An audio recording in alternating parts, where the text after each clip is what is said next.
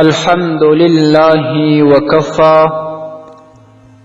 والصلاة والسلام على رسوله المصطفى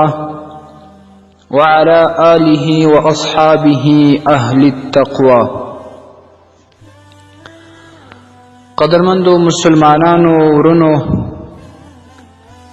الله تبارک و تعالی په خپل کتاب مبارک کې قرآن عظیم الشان کې د انسانانو حالات بیان کړي دي چې انسانان پر دوه قسمه دي. فمنهم شقی و سعید، ځینې انسانان بدبخت دي او ځینې انسانان نیکبخت دي. او الله عز وجل هغه د بدبختو ځای هم یاد کړی دی او راښودلی دی چې د بدبختو خلکو ځای جهنم دی، او په جهنم کې به د دې بدبختو دپاره سخت عذابونه وي، او دوی به ډېرې فریادونه کوي، ډېر به ژاړي. او هم دغه شان الله جل جلاله په قرآن عظیم الشان کې د سعیدو خلکو د نیکبختو خلکو حال هم ذکر کړی دی چې د هغوی دپاره جنت دی او د جنت انعامات دي، او په جنت کې لوی لوی راحتونه دي، او د الله عز وجل رضا د دې نیکبختو خلکو دپاره. نو معززو، د هر مسلمان دپاره لازمي خبره ده چې هغه خپل ځان ته دا معلومه کړي چې زه نیکبخته یم او که بدبخته یم. که زه نیکبخته یم خو ځای به مې جنت وي، که زه بدبخته یم ځای به مې جهنم وي. نو مفسرین کرام هغه لیکي چې باید انسان څنګه ځان وپېژني چې زه نیکبخته یم، او انسان څنګه داسې ځان وپېژني چې زه د بدبختو له ټولۍ څخه یم. نو معززو، هر انسان باید دا معلومه کړي، او مفسرینو د نیکبختو او همدا شان د بدبختو علایم ذکر کړي دي چې د دواړو ډلو 11 علامې او نښې دي، چې 11 نښې د بدبختو دي، 11 نښې او علامې هغه د نیکبختو خلکو دي. نو دا باید هر انسان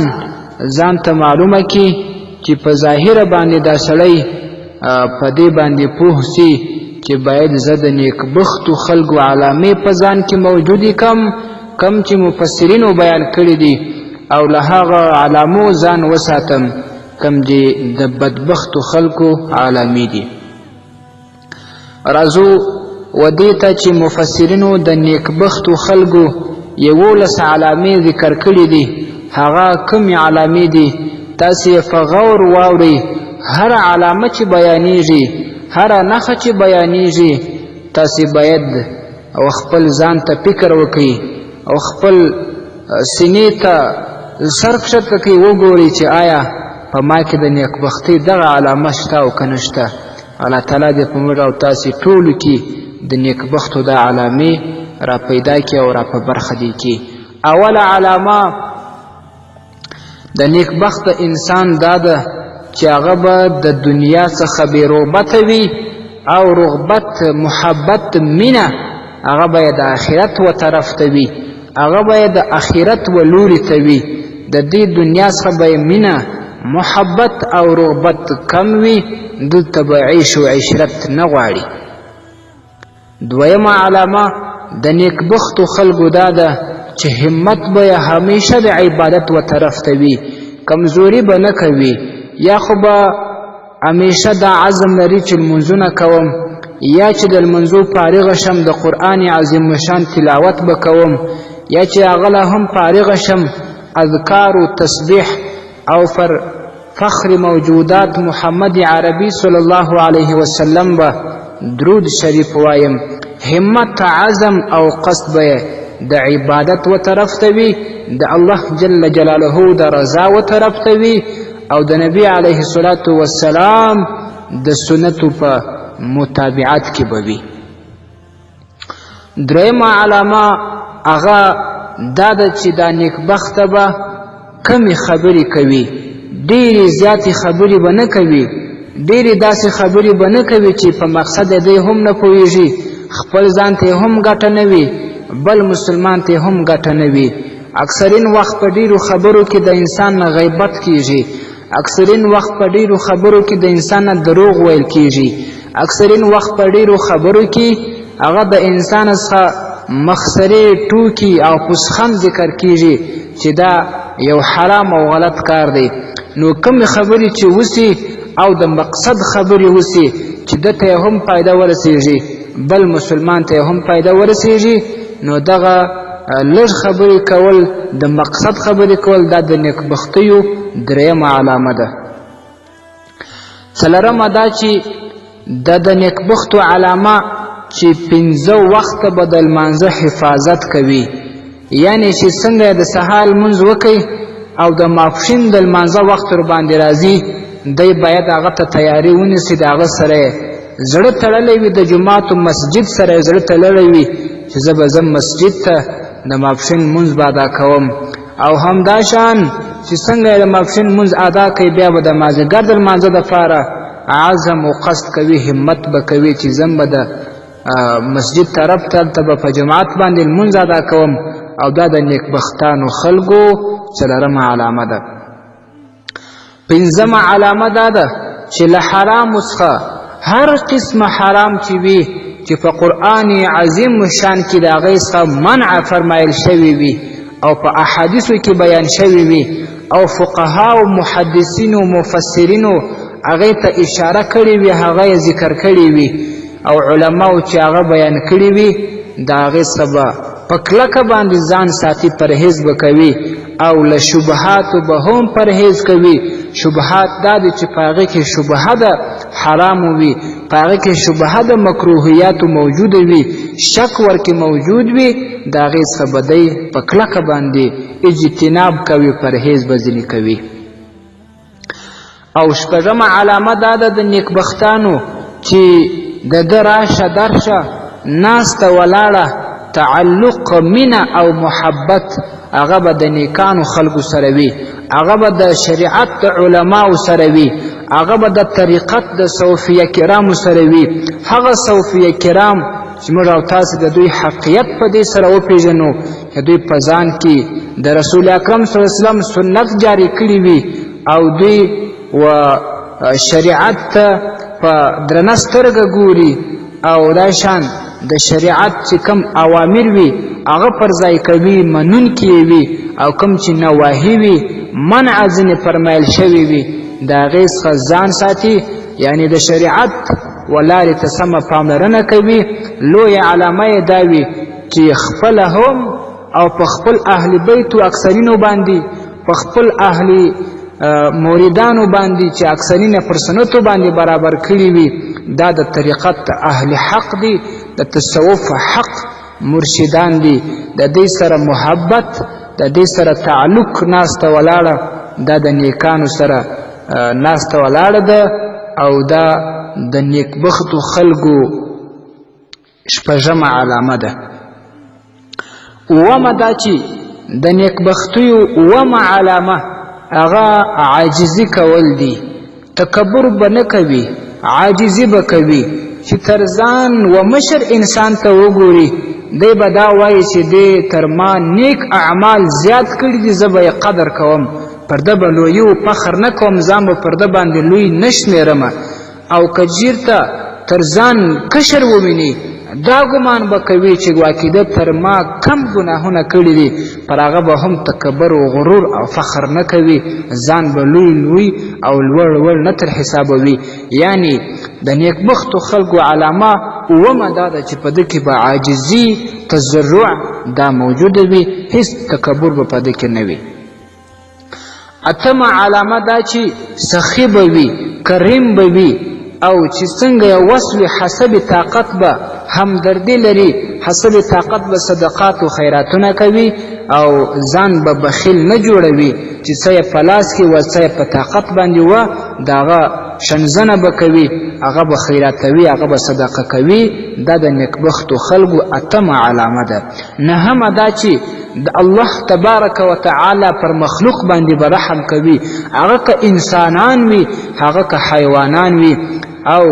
داسې بیا خاص چې تر ده لاندې وي، د ده ماتحت وي، د ده تر لاس لاندې وي، د ده تر واک لاندې وي، پر هغې باندې رحم کول، شفقت کول، همدردي ورسره کول، نیک سلوک و نیک ژوند ورسره کول. دا د نیکبختو خلکو نهمه علامه ده. هغه که والدین وي د هغې سره نیک سلوک کول، مور و فلار وي، هغه که مشران ورونه وي، که کشران وي، او هغه که ستا خپل بچان وي، که ستا خپله میرمن وي، او که ستا د کور نور اقربا وي، نور رشتهداران دي وي، د هغې سره ترحم کول، خپل د همسایګانو سره همدردي کول، او په کور کې په بل ځای کې د حیوانانو سره هغه رحم ور باندې کول. دا ټول د الله تعالی مخلوقات دي، پر دې باندې رحم کول دا د نیکبختو خلکو نهمه علامه ده. لسمه علامه دا چې همیشه به د ده دا کوشش وي چې خلکو ته او خاص مسلمانانو ته نفع ورسوي، خپلو اقرباو ته، خپلو خپلوانو ته، خپلو دوستانو ته، خپلو همسایګانو ته، یعنی چې په هره طریقه باندې د فواسوي دی، په هغې طریقه باندې هغې ته نفع ورسوي، هغې ته خیر ورسوي، هغې ته توصیه په خیر باندې وکړي. دا د نیکبختو خلکو دا لسمه علامه ده. 11مه علامه د نیکبختو خلکو اخري دا ده چې په دې کې دا ټول جمع دي، دا ټولې نیکبختي په دې 11مه کې جمع دي. هغه د مرګ یاد دی. کله چې مرګ په یاد وي دا انسان ترحم کوي، دا انسان د لمانځه پابندي کوي، دا انسان د حرامو ځان ساتي، دا انسان د نیکو خلکو سره تعلق ساتي، دا انسان عاجزي کوي، دا انسان خیراتونه و صدقات کوي، او دا انسان خلکو ته فایده رسوي، همت و عزم یې ټول د عبادت و طرف ته وي، او اخلاق یې خپل کړي وي. معززو کله چې مرګ هیر سي بیا دا ټول هیر دي. اصل خبره د مرګ یاد دی چې زه به سبا یا بل سبا یا څو ورځې بعده مړ کېږم، او بیا به قبر ته ځم، د قبر حسابونه عذابونه به یې په یاد وي، او د قیامت په ورځ هغه سختې شیبې به یې په یاد وي، په ذهن کې به وي. دا 11 علایم چې مفسرینو ذکر کړي دي دا د نیکبختو خلکو دي. هر ورور دي اوس په خپل ځان کې وګوري، ځان ته فکر او سوچ وکړي چې آیا په ما کې دا علامې موجوده دي او که نه دي موجودې، آیا زه نیکبخته یم او که نه یم. رب عز وجل دې موږ او تاسې نیکبختان وګرځوي. الله تعالی دغه ټولې علامې په موږ کې موجودې کړي. هغه 11 علامې چې د بدبختو خلکو دي هغه هم مفسرینو ذکر کړي دي، زه یې تر تاسې رسوم. هر یوه چې بیانېږي تاسې باید فکر وکړئ، باید د خپل ځان سره حساب و سوچ وکړي چې آیا په ما کې خو به دا بدبختو خلکو دا یوه علامه نه وي موجوده چې کومه بیان شوله. 11 علامې د ښه په غور باندې ورته غوږ شئ. اول دا چې د بدبختیو اوله علامه د مال حفظ دی، د مال په جمع کولو کې کوشش دی. دا نه ګوري چې ګواکې دا حرام دی، په دې کې دروغ ویل شوي دي، په دې کې د دروغو قسم شوی دی، په دې مال راټولولو کې ما د دروغو شاهدي ادا کړې ده، یا دا چې دا د سود او د ربا مال دی. دا یې نه ګوري چې څنګه یې زړه وغواړي همهغسې جمع کوي، صرف د مال او دولت په جمع کولو باندې حریص وي، د هغې طرف ته محبت وي. دا د بدبختو خلکو اوله علامه ده. دویمه دا چې ټوله توجه ټول فکر باید د شهواتو په پوره کولو کې وي، او ټوله توجه به دې طرف ته وي چې څنګه د نفس تقاضا پوره کړي، څنګه د نفس خواهشات پوره کړي، څنګه چې نفس او شیطان دته په بدو باندې امر کوي دی هم هغه حرام کار وکړي، هغه ګناه وکړي، هغه دروغ ووایي، هغه حرام مال لاسته راوړي، او هغه مکروه کار وکړي چې د نفس خواهشت وي، او دا شان د نفس تقاضا وي او شهوات وي، د هغې پر کولو ته د پوره توجه او پوره فکر وي. دا د بدبختو خلکو دویمه علامه ده. دریمه علامه دا چې بدګویه وي او غیبت کوونکی وي، چې کله په هر مجلس کې کښیني د یو بل مسلمان ورور نقص بیانوي، د هغه کمی بیانوي، د هغه غیبت کوي، دا د بدبختو خلکو درېیمه علامه ده. څلورمه علامه دا چې په لمانځه کې به سستي کوي، کله د جماعت لمونځ نه تیر وي، کله د خپل وخت لمونځ نه قضا وي، خو کله په مجلس باندې، کله په خوب باندې، کله په نورو لهو و لعب باندې، دا په لمانځه کې سستي کول د بدبختو خلکو څلورمه علامه ده، او د دې دپاره به سخت عذاب هم وي. په قرآن عظیم شان کې الله جل جلاله فرمایي فویل للمصلین فويل للمصلين الذين هم عن صلاتهم ساهون. د عذاب کند دی وي د هغه چا دپاره چې دوی د لمانځه هېرېدونکي وي او په لهو لعب باندې یا په قصدي خوب باندې یا په نورو مجالسو باندې دوی د لمانځه سستي کوي، د لمانځه هېرېدونکي وي، کله د جماعت لمونځ ترې هېر وي، ترې تیر شي، کله د وخت لمونځ ځینې قضا سي، په لمانځه کې سستي کول دا د بدبختو خلکو څلورمه علامه ده. پنځمه علامه دا چې ملګرتیا، تعلق، مینه ناسته ولاړه دا باید د بدو خلکو سره وي، دا باید د خرابو خلکو سره وي، یا د عقیدې خراب خلک کم چې لا مذهب دي، چې یو مذهب هم نه مني، دا نن سبا چې په وهابیانو باندې مشهور دي،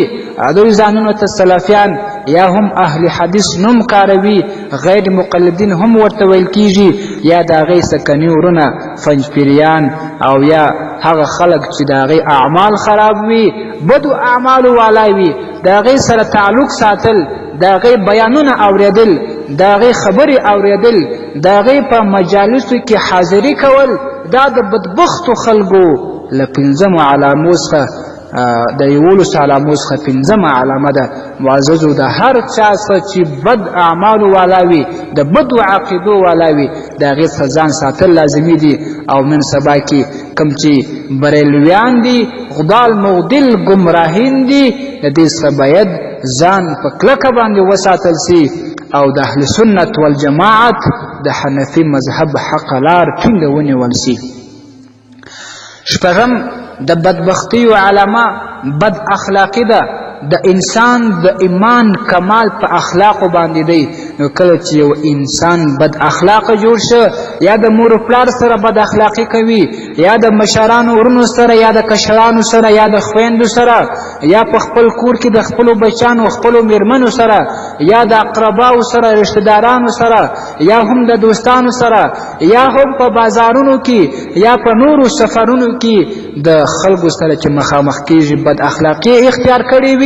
اخلاق نه لري، دا د بدبختو خلکو شپږمه علامه ده. کوم انسان چې د دې ټولو سره اخلاق اختیار کړه، هغه به په نیکبختو کې حسابول کېږي. اومه علامه د بدبختو دا ده چې کبرجن به وي او فخر کوونکی به وي او غرور کوونکی به وي. بل مسلمان ته چې ګوري، یا خو به په خپل دولت باندې، په خپل مال باندې، په خپل ښایست باندې، په خپل کور باندې، په خپل کاروبار باندې تکبر کوونکی وي او کبرجن به وي پر بل فقیر باندې، بل مسکین باندې، بل بدرنګ باندې، بل تور رنګ باندې. نو دا چې تکبر او فخر کوونکی وي، دا بدبخت دی او دا د بدبختیو اومه علامه ده. اتمه دا چې خلکو ته به فایده نه رسېږي. کله چې یو انسان بل چاته په وسه یې وي خو فایده نه ورسوي، نفع نه ورسوي، دا بدبخت انسان دی او دا د بدبختیو اتمه علامه ده. نمه علامه یې دا ده چې پر مسلمانانو به رحم نه کوي، پر خپلو خپلوانو باندې به شفقت و همدردي نه لري، د خپلو همسایګانو سره به همدردي نه لري. دا د بدبختو خلکو نهمه علامه ده. لسمه دا چې بخیل به وي، مال به نه خیراتوي، بس دا به کوشش کوي چې مال راټول کړي، خپل لاس ته یې راوړي، او خیرات به نه کوي، صدقات به نه کوي، زکات به په سمه توګه نه ادا کوي. کم چې انسان بخیل سو، په هغې کې د بدبختیو لسمه علامه موجوده سوه. د دې ټولو جامع نشه او علامه هغه د مرګ هېرېدل دي. 11مه علامه چې هغه ټول 10 علایم ورکې جمع دي، د مرګ هېرېدل دي. کله چې یو انسان مرګ هیر کې نه ترحم کوي نه اخلاق کوي او نه خلکو ته فایده رسوي او نه صدقات او خیراتونه کوي نه د لمانځه پاملرنه کوي او خپل شهواتو پسې وي نو دا چې مرګ هیر سي دا ټول به بیا کوي نو د مرګ هیرېدل دا لوی علامه یولسمه علامه د بدبختیو دی. الله تعالی دې موږ او تاسې دغه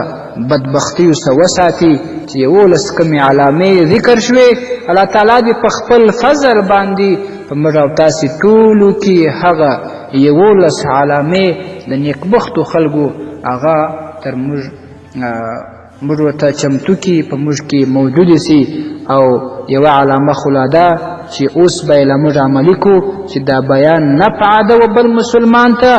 دغه بیان تر نورو ورسوو او نور ستاسې نفع و بل مسلمان ته ورسېږي خیر مو بل مسلمان ته ورسېږي چې دا د نیکبختو خلکو لسمه علامه وه. راځئ محترمو چې یو بل ته نفع ورسوو او په خپل ځانونو کې د نیکبختو خلکو علامې موجودې کړو. والسلام علیکم ورحمة الله وبرکاته.